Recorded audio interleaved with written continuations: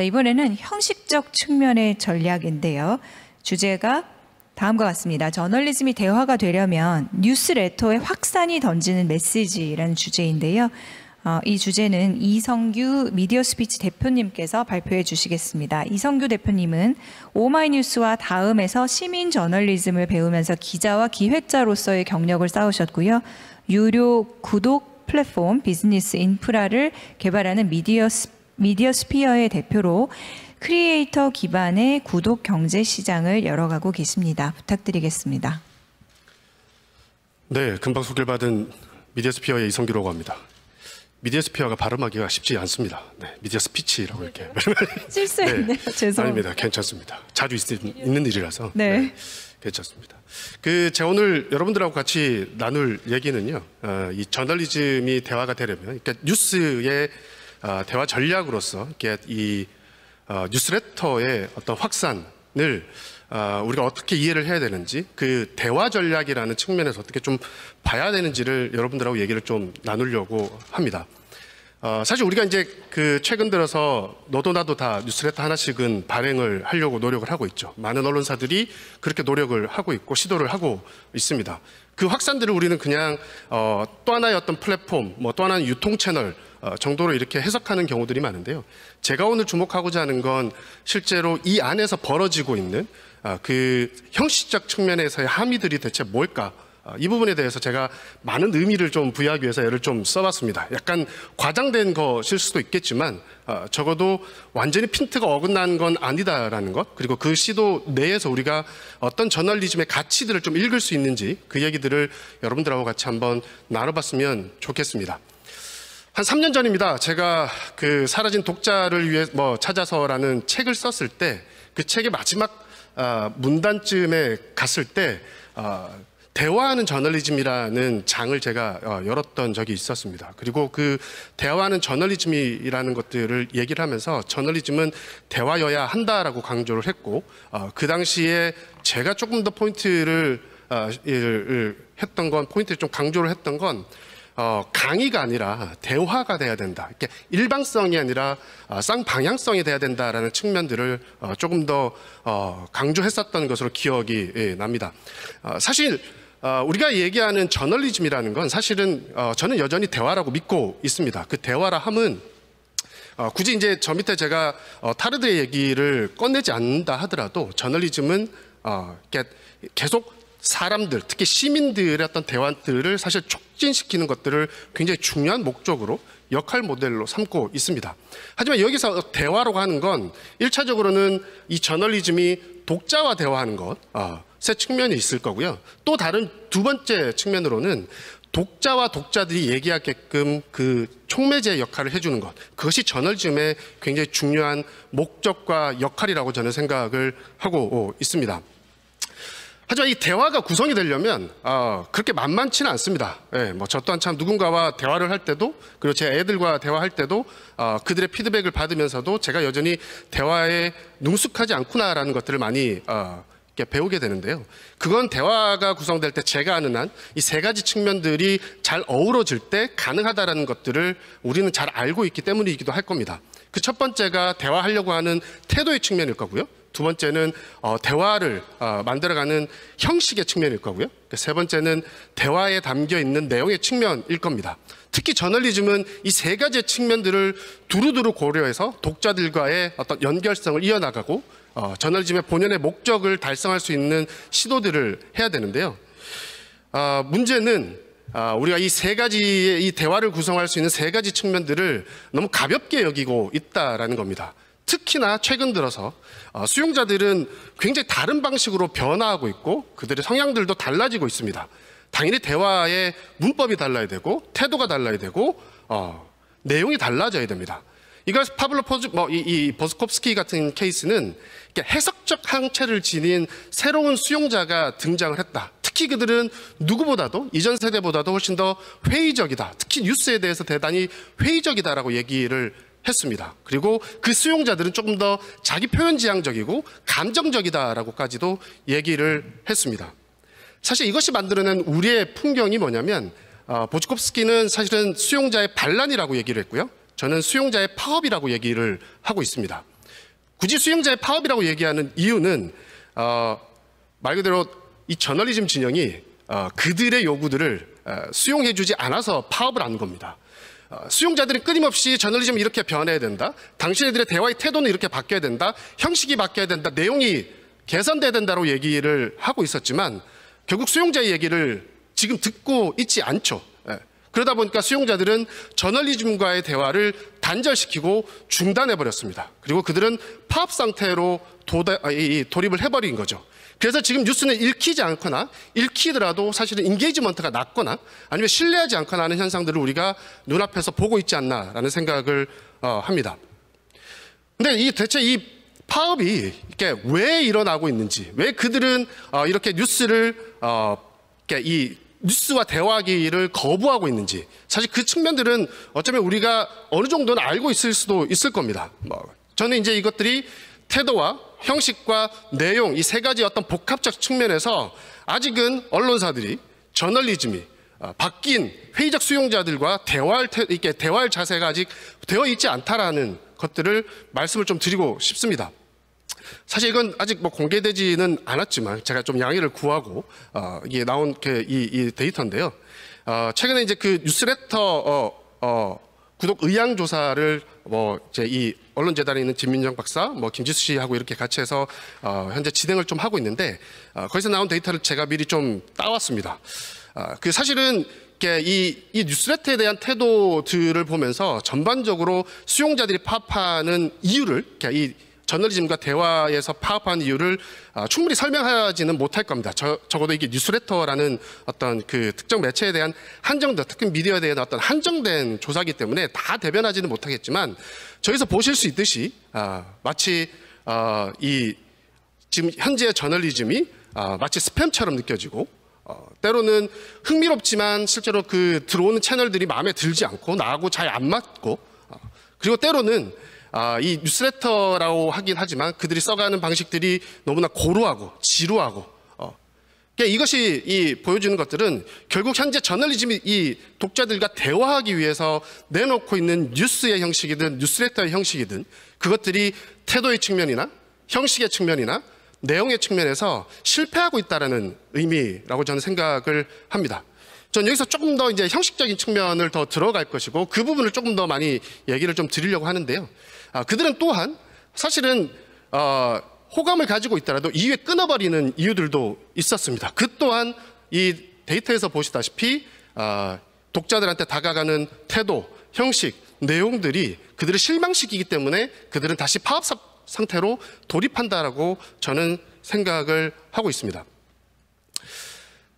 사실 이제 이걸 극복하기 위해서 이 뉴스레터 미디어들이 어떤 노력을 하는가를 한 4가지 측면에서 제가 한번 찾아와 봤습니다.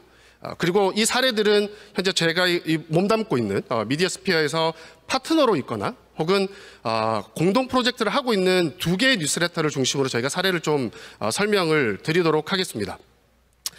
첫 번째는 이제 그들의 이 대표적인 사례는 이제 바이트라는 곳이 있습니다. 지금 구독자가 한 2만에서 3만 정도 되는 곳이고요. 특히 20, 30대의 경제 정보들을 경제 산업 정보들을 제공하고 있는데 이들이 이 뉴스레터를 써가는 방식들을 하나씩 뜯어보면 여기서 기존 언론사들이 대화하고자 하는 방법과 어떤 식의 차이가 존재하는지를 하나씩 찾아보실 수가 있지 않을까 싶습니다. 보시면 알겠지만 제가 굳이 다 이렇게 다 설명을 드리지 않는다 하더라도 전반적으로는 하나의 특징으로 구술성의 강화라는 특징들을 여러분들한테 소개를 드릴 수가 있을 것 같습니다. 이 구술성이라는 건 대화의 기본적인 포맷이라고 얘기를 할 수가 있을 겁니다.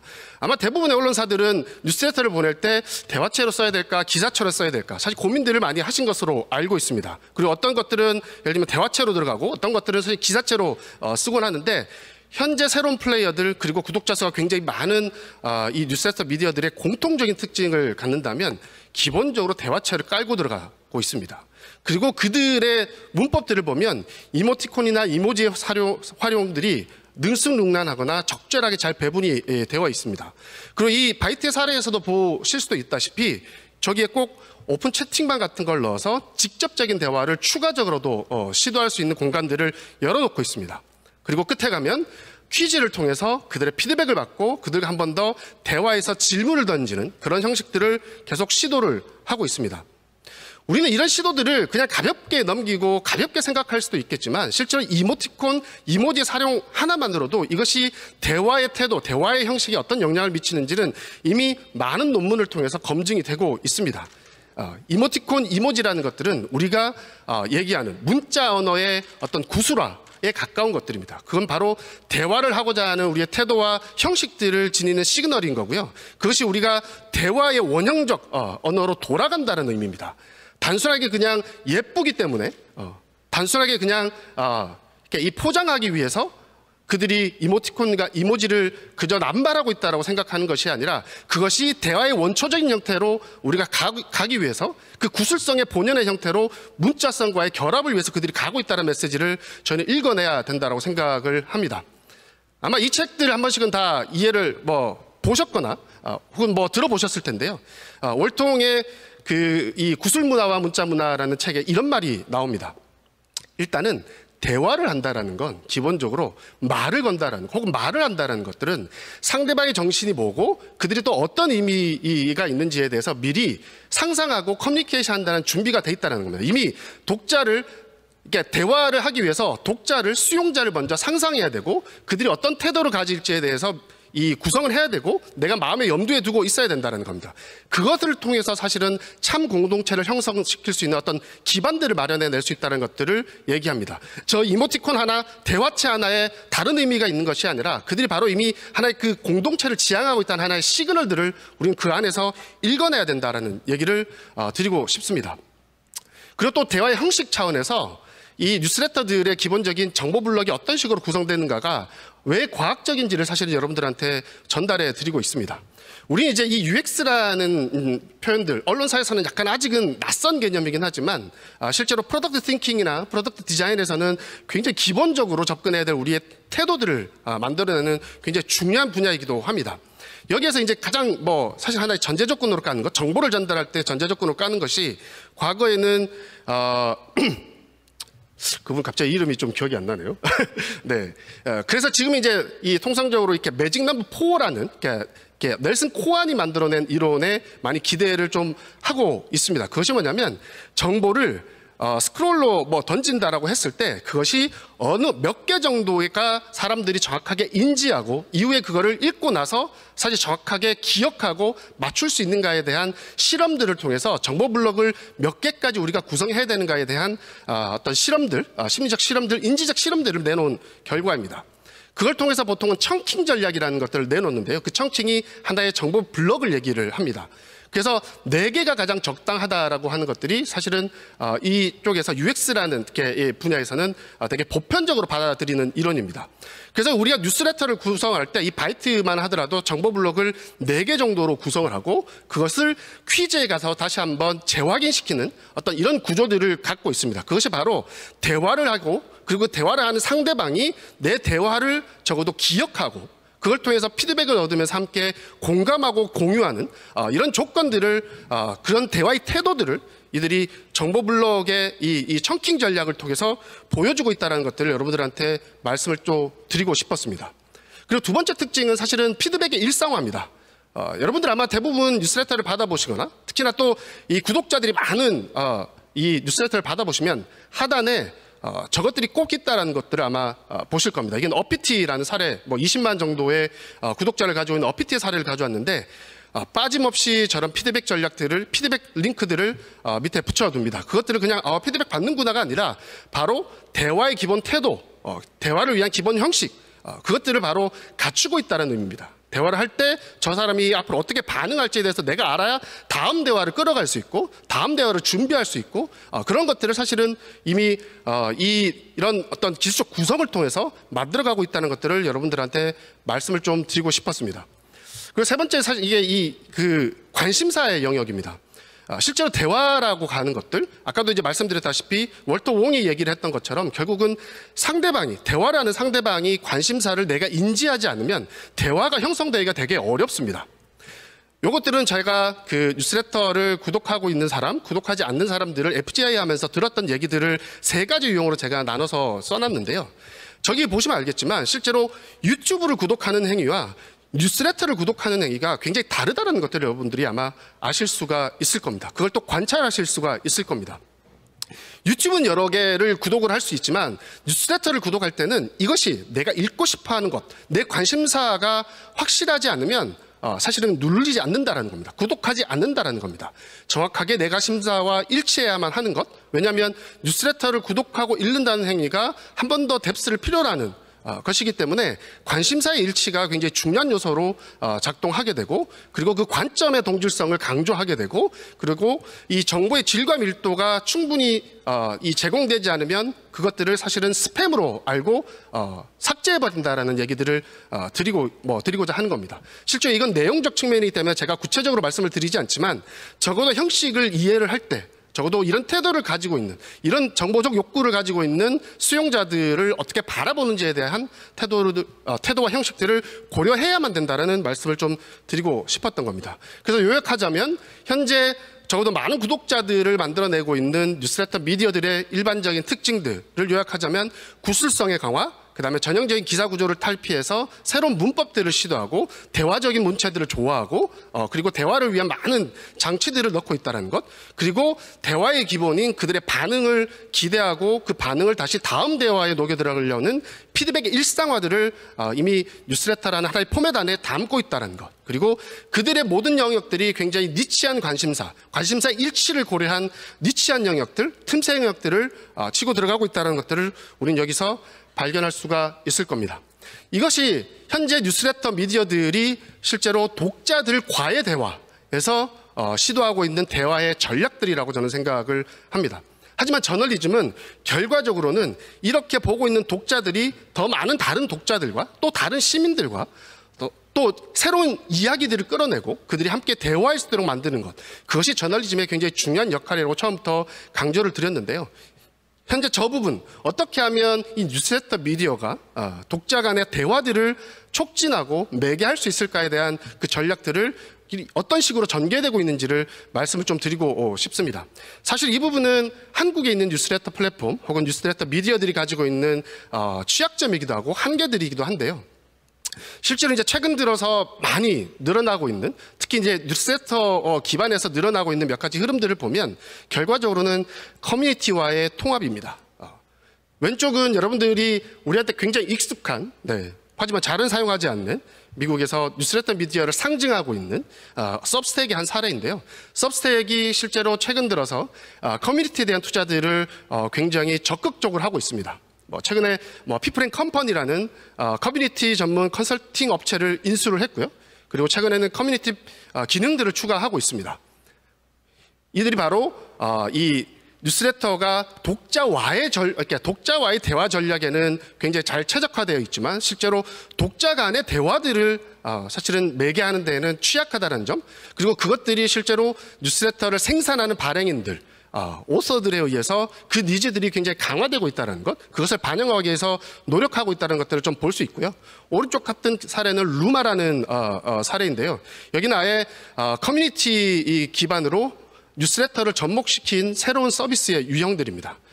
뉴스레터가 가지고 있는 독자와의 전략들, 독자와의 대화 전략들의 강점들을 커뮤니티와 같이 연결을 시키면서 독자 간의 대화들을 끌어올릴 수 있는 어떤 그런 시도들을 우리는 좀 보게 된다라는 의미입니다.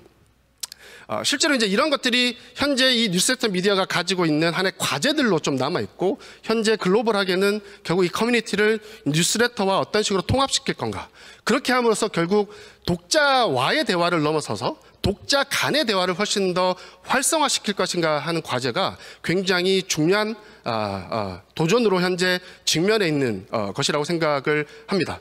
실제로 이게 비즈니스 측면에서도 이 의미가 있다는 건, 이 커뮤니티라는 측면들이 만약에 간과가 되거나 예를 들면 약화가 되면 실제로 이탈률이 높아지는 결과들이 나타납니다. 그 이탈률의 결과들은 결과적으로는 수익의 감소로 나타날 것이고요. 그런 측면에서 독자들과의 대화, 그리고 독자끼리의 대화들을 계속 매개할 수 있는 뉴스레터 기반의 미디어들이 우리가 조금 더 나타날 것으로 전반적으로 좀 전망해 갈 수 있지 않나라는 생각을 하고 있습니다.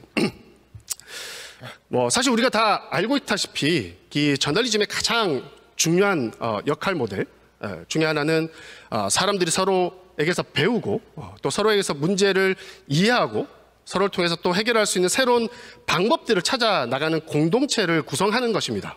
우리는 저널리즘의 역할들을 계속 축소시켜 왔습니다. 저널리즘은 비판해야 되고 저널리즘은 감시해야 된다라고 얘기를 하면서 결과적으로 비판과 감시의 목적은 결국 비판하고 감시한 저널리즘의 결과물들이 독자들한테 도달이 되고 그리고 독자들이 비판하고 감시한 결과물들을 서로 이야기를 나누고 그 화제로 같이 토론을 하면서 더 건강한 민주주의 공동체에 참여해서 건강한 의사결정들을 할 수 있도록 도와주는 것. 사실 그것이 우리가 알고 있는 저널리즘입니다. 비판 그 자체가 저널리즘이라고 할 수 없고 저는 그 비판 자체가 아니라 실제로 비판을 통해서 시민들이 그 비판을 대화거리로 만들고 그래서 더 건강한 그 의사결정을 내릴 수 있도록 돕는 것. 그것이 저널리즘의 본연의 역할이라고 생각을 합니다. 우리는 하지만 계속 저널리즘의 역할들을 축소시켜왔고 혹은 굉장히 구체화시켜왔지만 실제로 자꾸 잃어버렸던 건 독자와의 대화 방법들을 저는 잃어버려 왔다고 생각을 하고 있습니다. 우리가 뉴스레터를 이해할 때 뉴스레터라는 어떤 형식 혹은 뉴스레터라는 어떤 유통 채널 그것만을 바라봐서는 안 되는 이유가 저는 여기에 있다고 생각을 합니다.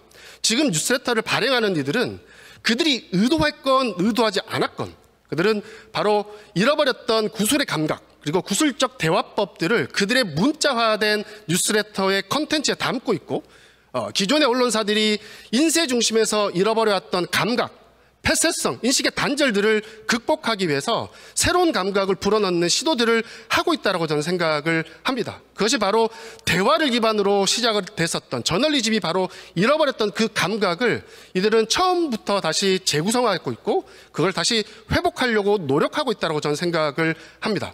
그래서 뉴스레터를 단순하게 그냥 플랫폼이 싫어서 플랫폼의 구성받기 싫어서 나오는 새로운 어떤 대안적인 유통 채널로 볼 것이 아니라 그 안에서 시대되고 있는 그들의 형식적 측면에서 가지고 있는 함의들을 들여다보면서 그게 왜 본질적으로 저널리즘과 가까이 있는 것이고 저널리즘이 초기에 탄생했던 그 본질을 다시 일깨우는 것이고 그걸 통해서 우리가 무엇을 배워야 되는지를 사실은 그들은 우리한테 신호를 보내고 있지 않나라고 저는 생각을 합니다. 그래서 뉴스레터의 형식적 측면에서 대화 전략이 갖추어 놓은 어떤 그 형식 측면에서 갖춰 놓은 대화 전략들을 해서 우리가 무엇을 배워야 되는가를 이렇게 마무리를 하면서 제 발표를 마치도록 하겠습니다.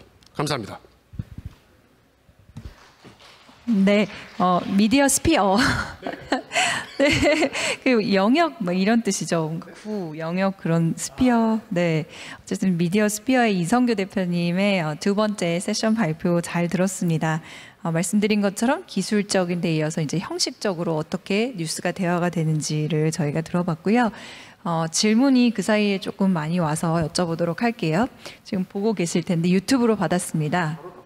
네, 바로 답변해 주셔야 돼요. 뉴스레터의 확산이 강할수록 관심도에 따라서 한쪽으로 편중이 일어나서 다양한 뉴스를 접하는 범위를 축소하는 건 아닌지 걱정이 되는데 대표님께서는 이 사안에 대해서 어떻게 생각하시는지요? 사실 특히 이제 20, 30대 중심으로 뭐 뉴스레터 구독자들을 이렇게 설문조사를 하거나 직접 만나서 얘기를 하다 보면 그들이 기본적으로 받고 있는 이 뉴스레터의 수가 결코 적지 않다라는 것들을 알 수가 있습니다. 그분들은 실제 자기와 관심사가 맞고 혹은 또 자기 관심사와 성향까지 맞는 뉴스레터를 구독을 하고 있고 그리고 또 다른 어떤 생각들이 필요하면 이 또 다른 뉴스레터를 구독합니다. 그리고 사실은 오히려 이제 훨씬 더 이렇게 우리하고 좀 다르다고 생각을 하는 건 이 뭐라 해야 될까요? 이렇게 다양한 관심사를 찾기 위해서 이미 다른 미디어를 다 활용하고 있습니다. 그 상태에서 자기의 관심사 훨씬 더 잘 달라붙어 있는 새로운 뉴스레터를 사실은 구독을 하고 있는 거기 때문에 그들의 정보 소비는 굉장히 스펙트럼이 넓다라고 보시는 게 맞을 것 같습니다. 그래서 저는 오로지 뉴스레터만 보는 옛날처럼 신문 하나만 바라보는 그런 세상이 아니라 그들은 이미 다양한 정보들을 이미 다양한 채널을 통해서 받고 있고 그중에 관심사가 훨씬 더 자기가 잘 들러받고 있는 새로운 뉴스레터들을 한 개가 아니라 여러 개를 구독하면서 자기의 정보 욕구들을 채워나가고 있다는 측면들을 고려한다면 실제로 우려하시는 것들은 생각보다 크게 일어나지는 않을 것 같다는 게 제 생각입니다. 네. 생각보다 우려를 하지 않아도 될 것 같다라는 네. 말씀으로 이해를 하겠습니다. 두 번째 질문 드리겠습니다. 이성규 대표님 발표는 많은 영감을 줍니다. 발표 내용에도 대부분 공감을 합니다. 월터 옹을 인용한 대목을 들으면서 대화를 구성하기 위해서는 문자 형식의 뉴스레터보다 동영상, 특히 실시간 동영상이 독자와 커뮤니티를 구축하는 데 더 적합한 형식이 아닌지 생각이 드는데요. 이에 대한 견해를 듣고 싶습니다. 이렇게 어려운 질문 참 주시면 참 어려운데요, 저도. 네.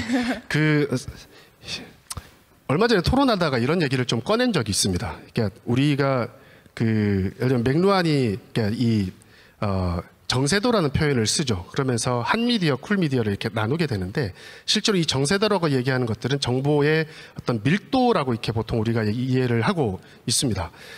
사실은 문자, 특히 이제 인쇄된 책이라고 하는 것들은 굉장히 정세도가 높아서 사용자들이 이렇게 참여하거나 엔게이지먼트 할 수 있는 여력이 적고 그래서 사람들이 굉장히 집중해서 읽어야 되는 어떤 한 미디어로 얘기가 된다면 TV나 동영상 같은 경우는 다감각을 통해서 정세도가 낮은 상태로 인지를 하기 때문에 사람들이 훨씬 더 엔게이지먼트를 혹은 파티시페이션 하여튼 참여를 훨씬 더 잘 하고 있다라고 얘기를 합니다.